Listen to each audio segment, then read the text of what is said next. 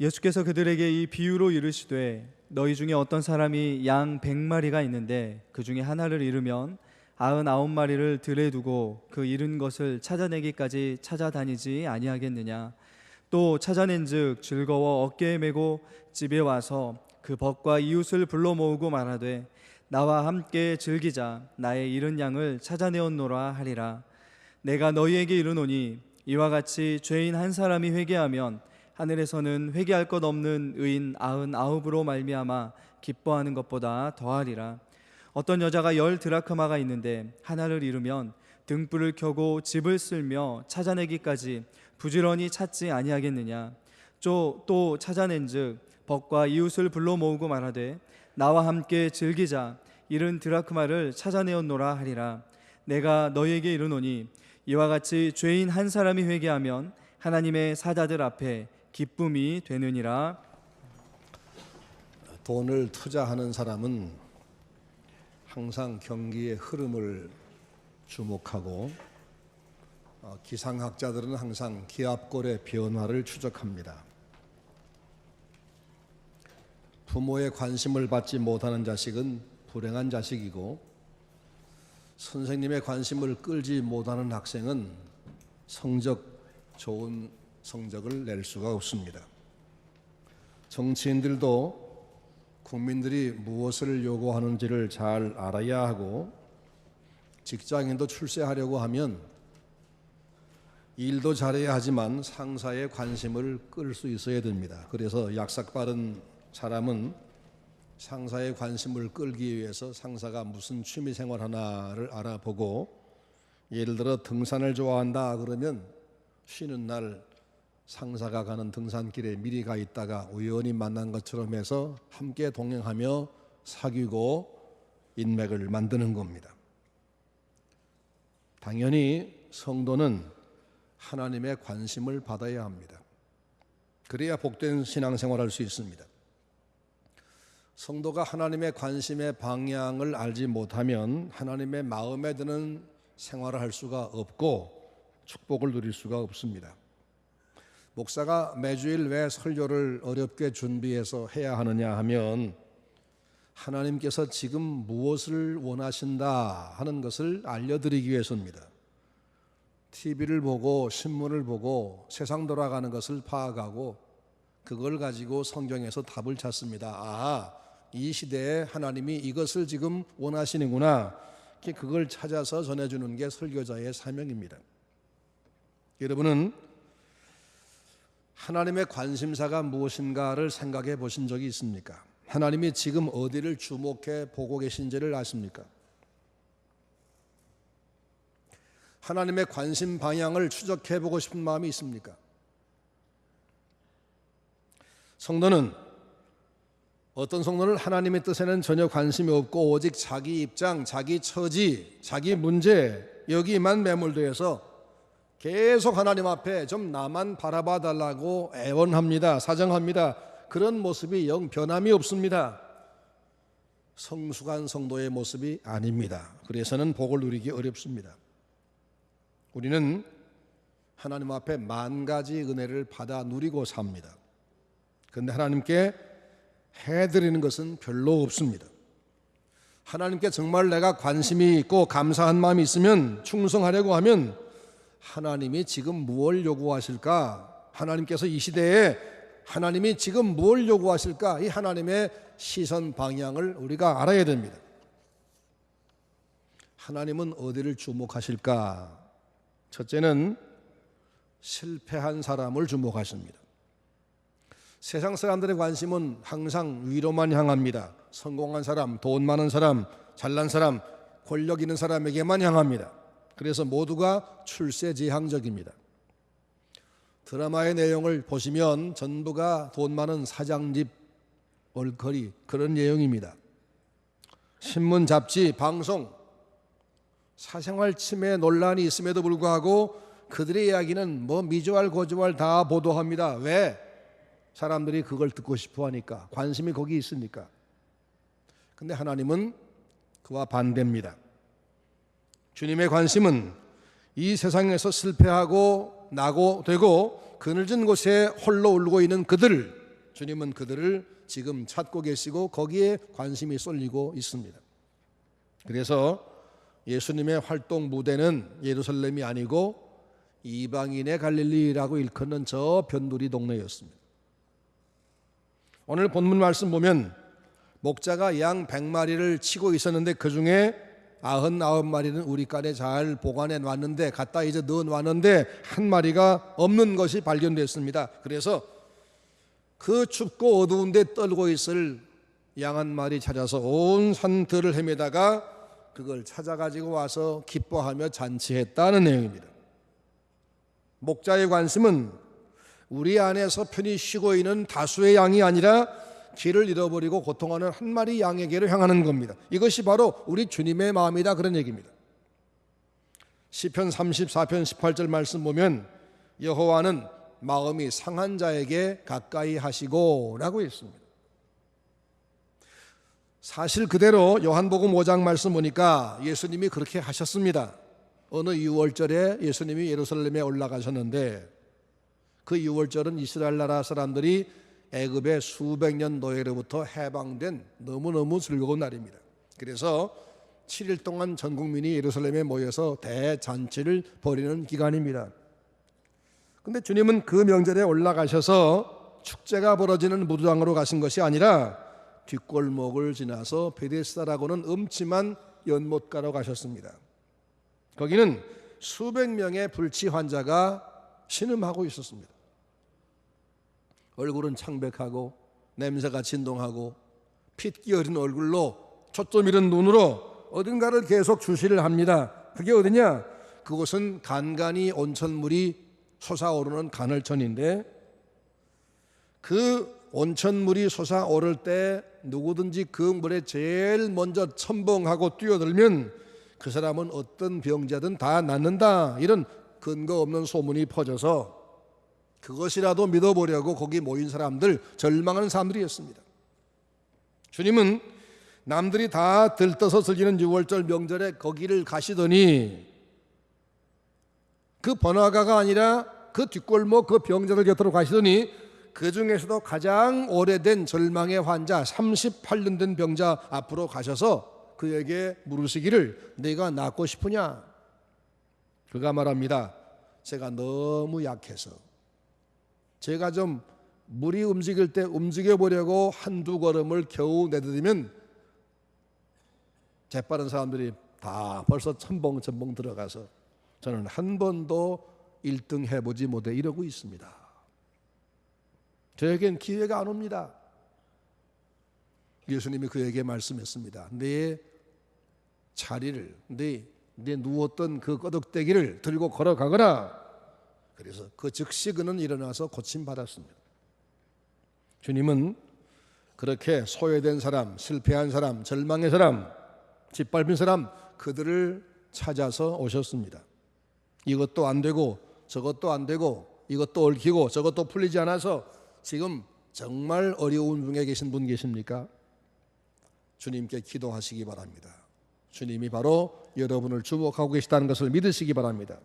내가 지금 가장 소외되었다, 내가 가장 힘들다, 그렇다면 주님이 내게 가장 가까이 계시다, 이걸 분명히 말씀의 근거에 믿고 주님께 의지하시고 기도하시기를 바랍니다. 주님은 오늘도 말씀합니다. 환난 날에 나를 부르라, 내가 너를 건지리라. 수고하고 무거운 짐을 진 사람들은 다 내게로 오라, 내가 너희를 쉬게 하리라. 주님을 찾고 주님께로 마음을 열고 달려가셔서 주님의 위로를 받으시고 해결 받으시는 여러분 되기를 바랍니다. 둘째는 당신을 전심으로 경외하는 자들을 찾으십니다. 요한복음 4장 말씀 보면 예수님이 사마리아 수가성 그 소외된 여인을 만나서 대화하실 때 그 여자가 우리는 어디 가서 예배해야 맞습니까? 라고 물으니까 주님 말씀하기를 예배는 장소가 중요한 게 아니다, 영과 진리로 예배해야 된다 라고 말씀하면서 하나님은 지금도 이렇게 영과 진리로 예배하는 자들을 찾으시느니라 그랬습니다. 하나님이 사람을 찾고 계시답니다. 대기업이 신입사원 모집한다는 공고만 붙으면 눈이 휘둥그러져 가지고 수백 대 1 경쟁을 두려워하지 않고 너도 나도 응시하는데, 간신히 합격을 해도 실컷 부려먹고 별것 월급도 안 주고 한창 일할 만한 나이에 또 나가라고 하는 그런 회사인데도 불구하고 그렇게 다 덤벼드는데, 하나님 우리 아버지가 복 주시려고 사람을 지금 찾고 계십니다. 이거 굉장한 뉴스 아닙니까? 그런데 누구를 찾느냐? 영과 진리로 예배하는 자를 찾으신다. 영과 진리로 예배하는 것이 뭐냐? 옛날 번역 보면 신령과 진정으로 그랬었죠. 이것은 주일날 이 낮예배 시간에 어떤 순서로 어떤 자세로 예배하느냐 이런 말이 아닙니다. 로마서 12장 1절 말씀 거기 보니까 이 세대를 본받지 아니하고 생활 전체를 하나님의 말씀 따라 사는 삶, 그 삶의 제사, 이걸 산제사라고 말씀한 겁니다. 그런데 그렇게 세상을 본받지 않고 하나님의 말씀을 따라서 살아가려면 주일날 교회에 와서 시간을 맞춰 함께 모여 순서를 따라 드리는 예배, 이 예배도 정중하고 이 예배의 말씀을 잘 듣지 아니하면 돌아가서 그 말씀대로 사는 생활의 예배가 불가능해져요. 그래서 이 모여서 함께 예배하는 예배에 우리가 잘 드리고 돌아가서 말씀 받은 대로 바로 사는 삶, 이게 전부를 아울러서 영과 진리로 드린 예배가 되는 겁니다. 이 세상에 수많은 사람 중에 누가 참으로 하나님을 경외하고 누가 하나님께 참으로 제대로 된 예배를 드릴까? 누가 가장 순수한 마음으로 하나님을 기쁘시게 해보려고 애를 쓰는가? 주님은 바로 그런 사람을 지금 찾고 계시다고 말씀했습니다. 예수님을 믿을지라도 자기 육신의 유익을 위해서 단을 쌓는 사람들이 많습니다. 그들의 관심은 하나님이 아니고 오직 자신입니다.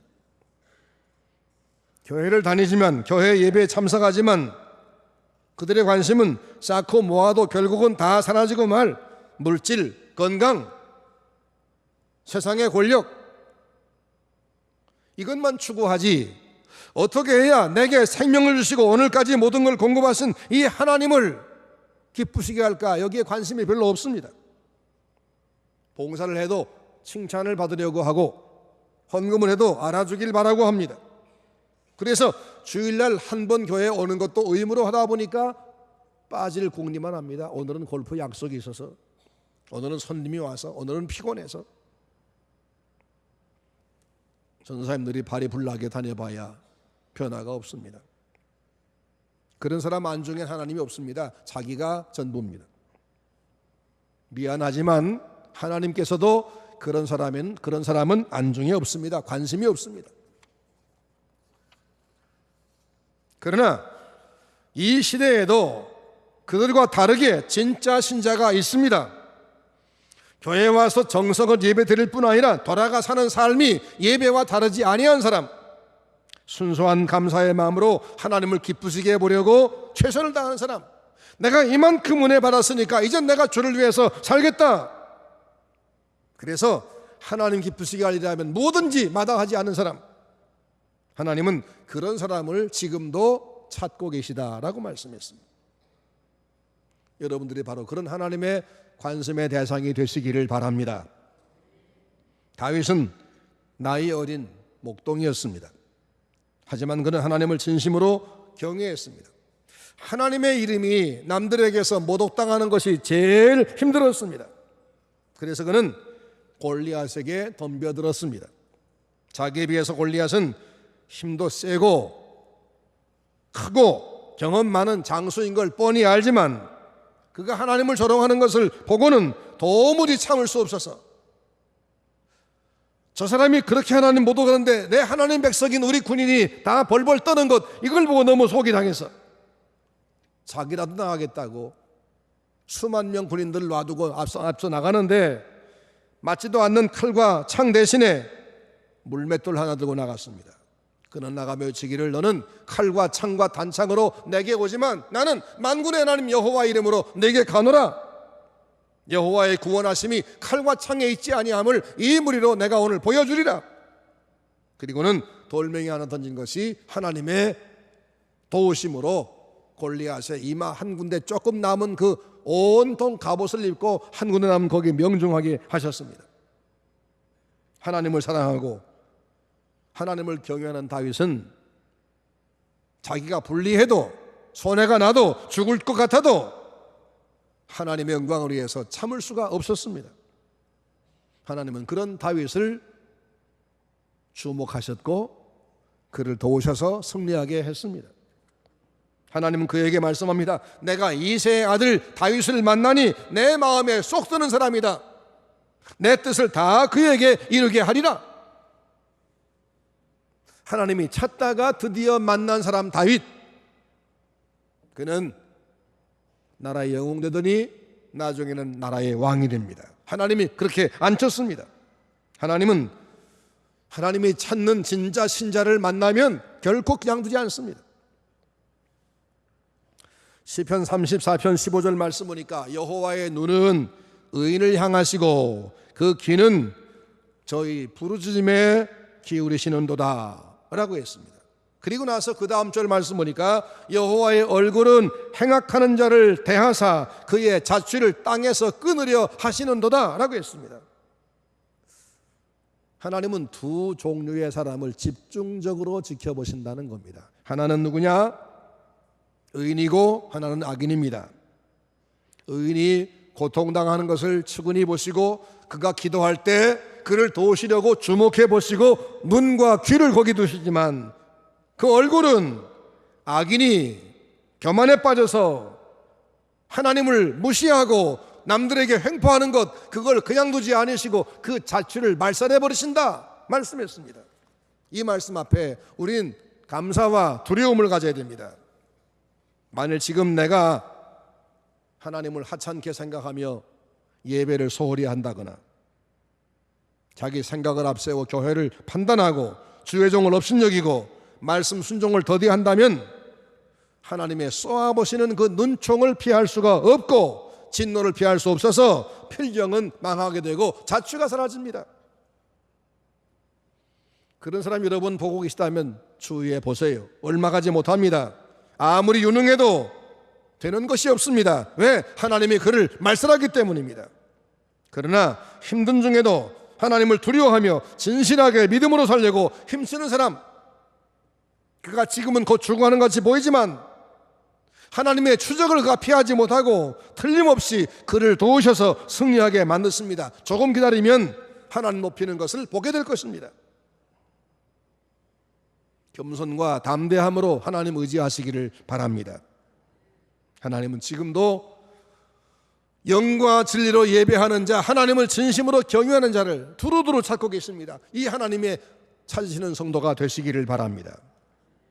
세 번째로 하나님의 시선은 잃어버린 자를 향하고 있습니다. 오늘 본문 말씀 전체입니다. 누가복음 15장에는 세 가지의 찾는 비유로 구성되어 있습니다. 1절로 7절 말씀은 잃은 양을 찾는 목자의 비유, 8절로 10절은 잃은 드라크마를 찾는 여인의 비유, 11절로 32절은 잃은 아들을 찾는 아버지의 비유, 이 세 비유가 한 장입니다. 이 비유들은 하나님의 관심이 잃어버린 자들에게 향하고 있다, 이걸 우리에게 강조하는 내용입니다. 하나님이 찾는 대상은 물질이 아니고 권력이 아니고 우리 인간이라는 겁니다.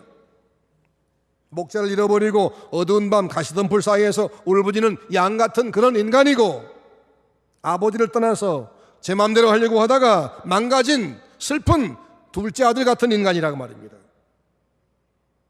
제 아버지였기 때문에 자기의 행복, 자기의 모든 근거 다 잃어버린 그들을 지금 찾고 있다는 겁니다.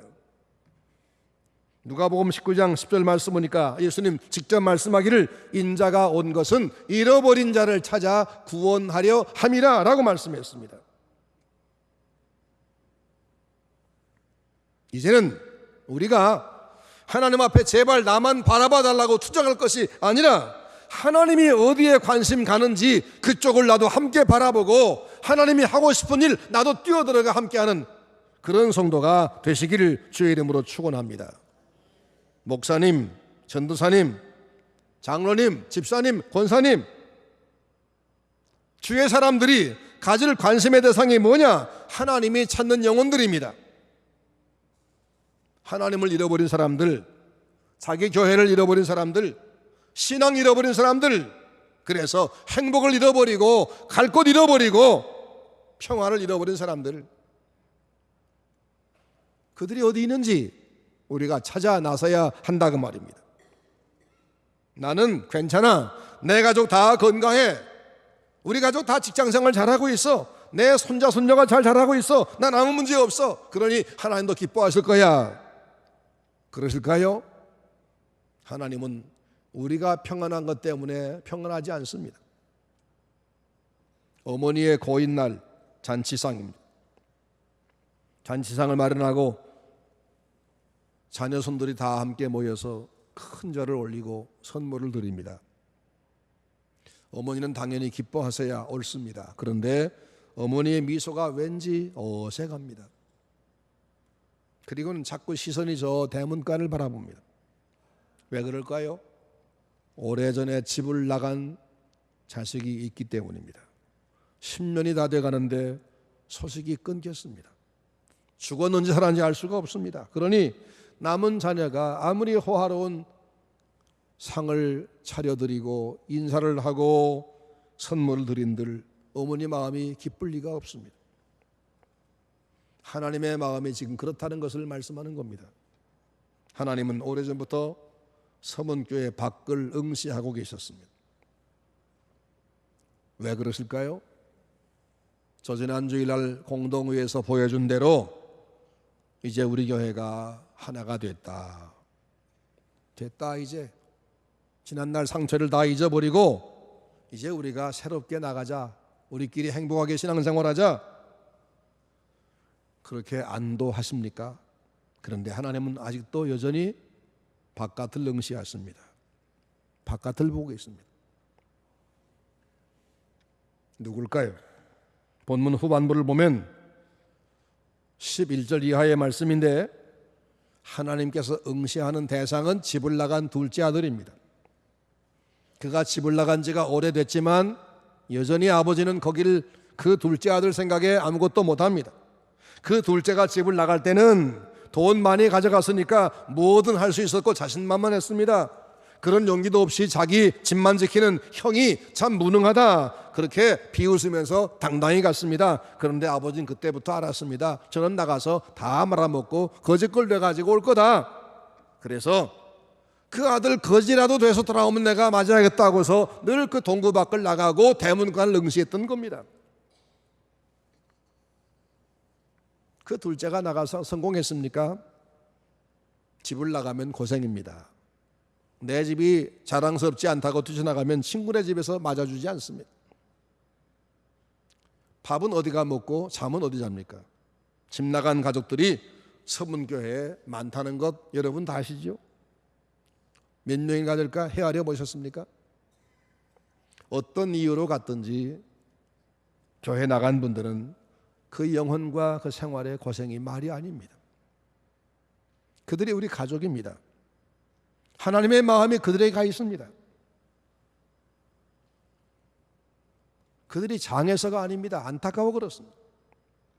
그런데 우리는 집안에는 우리끼리 만족하며 평안할 수 있습니까? 아버지는 둘째 아들이 집 나간 날부터 온통 생각이 둘째 고생하는 것 생각밖에 없습니다. 언젠가는 돌아올 텐데 하면서 문 열고 들어올 것 같아서 대문만 바라봅니다. 그런데 안 옵니다. 그런데 그런 모습을 늘 본 형은 생각이 없었습니다. 아버지가 왜 저 대문간 보는지 잘 몰랐습니다. 어느 날 그가 이제 아주 잊어버렸던 동생이 돌아왔다, 거지가 되어 왔다 소식이 들려옵니다. 형은 기분 나쁩니다. 우리 아버지도 재산 반이나 다 까먹은 놈, 만나기 싫습니다. 그래서 들어오지도 않고 밖에서 버티고 있습니다. 그런데 아버지가 그 큰아들을 찾아가더니, 얘야, 넌 나와 함께 있으니까 내게 다 네 거 아니냐. 근데 저 둘째 네 동생은 죽었다가 산 거 아니냐. 나가서 함께 맞아드리자. 여러분, 집에서 일 잘하는 아들보다 아버지의 마음을 알아들인 자식이 효자이지요. 그렇습니다. 우리 성도 중에는 이 맏아들 같은 무심한 분이 없기를 바랍니다.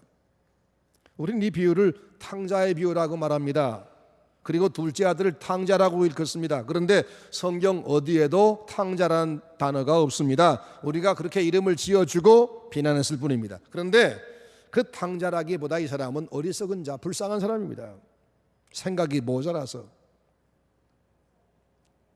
어차피 아버지가 내게 줄 것이라 믿고 나이도 다 되지 않은, 감당할 수 없는, 그 나이에 준비도 없이 감당할 수 없는 큰 돈을 받아 가져갔다가 당연히 잃었지요. 그래, 어리석은 고생한 사람입니다. 본문이 보이고자 하는 초점이 뭐냐면 그에 대한 비난이 아니고 아버지의 마음이 얼마나 아팠느냐, 여기에 대한 초점입니다. 그리고 그 형은 뭐 했냐, 그런 얘기입니다. 아버지는 아들 돌아오기를 기다렸습니다. 나이가 많아서인지 직접 아버지가 찾으러 가진 못했지만 집에서 늘 기다립니다. 그 아들이 오기 전까지는 아버지는 밥을 먹어도 밥맛이 없습니다. 잠을 자려고 해도 잠이 오지 않습니다. 그동안 사는 게 아니었습니다. 아직도 인양되지 아니한 저 팽목항의 세월호 선체에 갇혀있는 아이들, 가족이 춥고 어두운 바닷속에 있다는 것 때문에 그 부모는 먹을 수가 없습니다. 그 부모 마음 생각하면 이 아버지 마음 알 수 있지요. 따라서 적어도 이 큰아들은 아버지 마음을 헤아리고 아버지 시선 방향을 추적했어야 되는 겁니다. 이 아들이 좀 생각이 있으면 자기가 앞장서서 제가 동생 좀 찾아볼게요 하고 나섰어야 하는 거 아니겠습니까? 그런데 그는 동생이 탕진한 재산만 아까워하고 그가 돌아오면 또 여기서 떼갈 거 생각돼서 안 왔으면 했습니다. 돌아오자 결국 그랬구나 하고는 그만 싫어서 그를 맞이하기 싫었습니다. 형 입장에서는 동생이 잘못했지만 동생 입장에서는 내가 집을 나간 것이 형 때문이야 라고 할 수도 있을 겁니다. 그러죠? 우리 입장에서는 교회를 나간 분들이 잘못했지만 나간 분들은 교회에 남아있는 분들 때문이라고 할 수도 있을 겁니다. 우리 하나님 앞에 누구 탓이 아니라 바로 우리 아버지의 마음을 찾아야 됩니다. 제가 지난 화요일 밤 잠을 자다가 수요일 새벽쯤 되어서 꿈을 꿨습니다. 신아무개란 집사님이, 서문교회 집사님이 저한테 편지를 보낸 것을 꿈에서 제가 받았어요. 내용이 뭔가 읽어보니까 그동안 서문교회 떠나서 이 교회 저 교회 오래 방황했답니다. 근데 다음 주부터는 사랑의 교회라는 교회로 등록을 하겠다 하고 결심했다는 그런 내용의 편지였습니다. 저는 그 편지를 보자마자 답장을 바로 썼습니다. 내용이 뭐였냐면 이번 주에 한 번만 꼭 서문교회 다시 한번 출석해 보고 그리고 나서도 그 교회로 갈 생각이 있으면 그때 가더라도 일단 서문교회 한번 참석하시오. 그런 편지를 보내주었습니다. 꿈에서 별짓 다 했죠. 저는 꿈에서 깨어나서 3시쯤 했을 때 깨어났습니다. 그리고는 생각을 해봤습니다. 자신이 신앙의 잔뼈가 굵은 교회, 자신의 추억과 봉사의 흔적이 켜켜이 쌓인 교회, 자기의 삶의 터전이었던 교회를 떠나서 참 오래 방황했구나.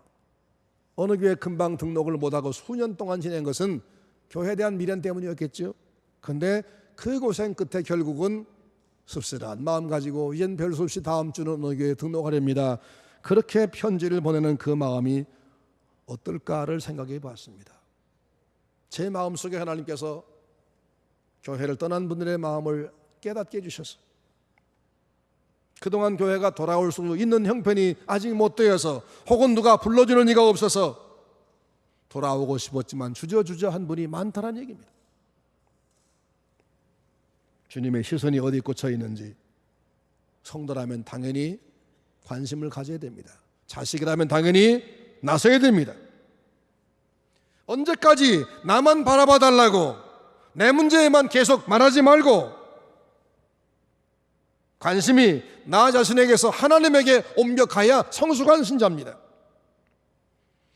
교회와 사람에게 실망하고 그래서 교회를 떠났다가 아예 주님에게서부터도 멀어지는 그런 영혼이 지금 많다는 것, 여러분 이걸 마음에 꼭 기억하시길 바랍니다. 교회 분열, 그래서 또 그것 때문에 뭐 네가 옳고 내가 옳고 나중에는 사회 법정까지 가서 재판하고 그게 이기고 지고, 여러분 그건 큰일 아닙니다. 별것 아닙니다. 그건 영과 육의 생사가 걸린 것이 아닙니다. 하지만 교회를 떠났다가 주님에게서 마저 떠나는 사람이 있으면 그건 큰일입니다. 왜? 그 영혼이 죽는 것이기 때문입니다. 교회를 떠나버린 우리 서문 가족들, 밖에서 오랜 세월 방황하다가 주님에게서부터 점점 더 멀리 떨어져가는 사람들, 그들이 누구인지 내 주변에 없는지 살펴보시기 바랍니다. 그리고 지금 주님께서 그들을 향해서 계속 바라보시면서 너도 좀 바라봐 하고 있다는 것, 그들이 안타까워서 흘리는 주님의 눈물을 바라볼 수 있는 시선이 있기를 바랍니다. 교회를 떠난 내 가족을 위해서 금식에 받을 용의가 없습니까? 그들을 찾아가서 눈물로 호소할 용의가 없습니까? 누가 그들에게 가서 주님의 마음을, 우리 교회의 마음을 전하겠습니까? 누가 주님 마음을 알아서 주여 제가 하겠습니다 나서시겠습니까? 사무엘하 23장 보면 블레셋과 전쟁 중이던 다윗이 블레셋이 지금 점거하고 있는 베들레헴 성문 곁에 우물물이 있는데 자기 옛날 추억이 서린 너무나 맛있는 우물물이에요. 자기 혼잣말로 말합니다. 누가 저 베들레헴 성문 곁에 있는 우물물을 좀 길어다 내게 줄 수 있을까? 그 말을 들은 충성된 새 용사가 무장을 하고 그 적 수천 명이 있는 그 적진 속으로 뛰어 들어가서 목숨을 걸고 그 우물물을 길어다가 왕에게 바칩니다. 다윗은 그걸 받고 너무 감격해서 이건 내 신하의 피가 아니냐, 이게 어찌 물이냐, 그리고 그것을 먹지를 못하고 하나님 앞에 부어드렸다, 그런 기록이 있습니다. 다윗의 용사들은 자기 임금의 향수를 달래주기 위해서 목숨을 걸고 적진에 들어가 물도 길어왔는데 나를 위해서 생명 주신 주님의 눈물을 닦아드리기 위해서 내가 시간을 내고 열정을 내고 헌신할 용의가 없는가 그 말입니다. 사랑하는 전주 서문교회 성도 여러분, 하나님의 관심은 가장 낮은 자에게 향합니다. 그러기에 내가 지금 가장 힘들고 어렵다면 틀림없이 나는 주님의 관심의 대상, 사랑의 대상입니다. 용기를 내시기 바랍니다. 하나님은 지금도 누가 진정으로 하나님을 경외하며 참된 예배를 드리는가 찾고 계십니다. 하나님께서 찾으시는 그 사람에 대해서 귀하게 쓰임받기를 바랍니다. 그리고 하나님은 지금도 교회 밖에 있는 잃어버린 영혼을 그렇게도 찾고 계십니다. 거기에 계속 온통 시선이 가 있습니다. 멀리 가서 이방 사람 선교하지 못하지만 내 주변에 있는, 내가 알고 있는 전에 우리 교인이었던 분들, 이분들을 찾아가서 주님의 마음을 전하고 우리 교회의 마음을 전해서 주님께로 다 데려오시는 일에 여러분 함께 해주시기를 바랍니다. 그래서 우리 하나님 앞에 우리 모두가 귀하게 쓰임받고 우리 아버지 하나님의 것이 여러분의 것이 되기를 주의 이름으로 축원합니다.